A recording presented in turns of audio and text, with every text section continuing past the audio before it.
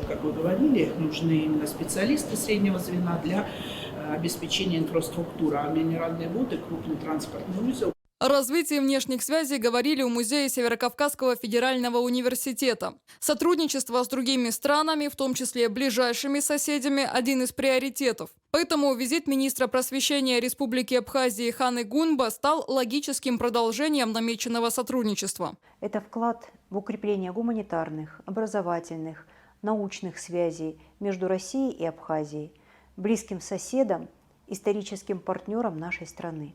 И мы видим, как востребованы наши программы, как активно участвуют в них абхазские педагоги и молодежь. Обсудили развитие будущих совместных проектов. СКФУ готов обучать преподавателей колледжей и техникумов республики, помогать в разработке и лицензировании образовательных программ. В планах обучения 30 школьных психологов и еще 25 преподавателей республики Сухуми. За 12 лет сотрудничества в стенах университета квалификацию повысили почти 3000 педагогов, издали 8 учебно-методических пособий и провели 2 международных научно-образовательных форума. Северокавказский федеральный университет имеет отличную, традиционно хорошую образовательную базу.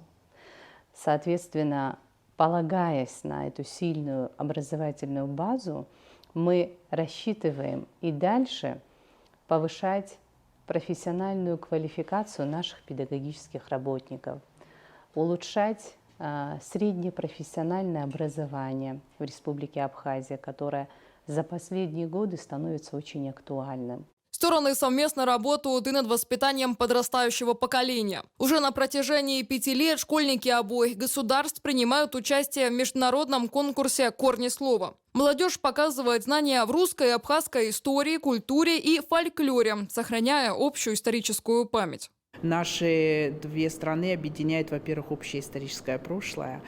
И эти общие страницы истории, они были наполнены и взаимодействием, и созиданием, и созданием новых научных направлений, развитием таких направлений, как языкознание, история и культура народов Кавказа, то, что мы сегодня называем кавказоведческие исследования. Работа над единым научным пространством включает множество задач, которые еще предстоит решить. Первыми впечатлениями Хана Гунба поделилась в нашей студии во время интервью. Следите за нашими эфирами и анонсами. Виктория Веснина, Дмитрий Скляров, Вести, Ставропольский край.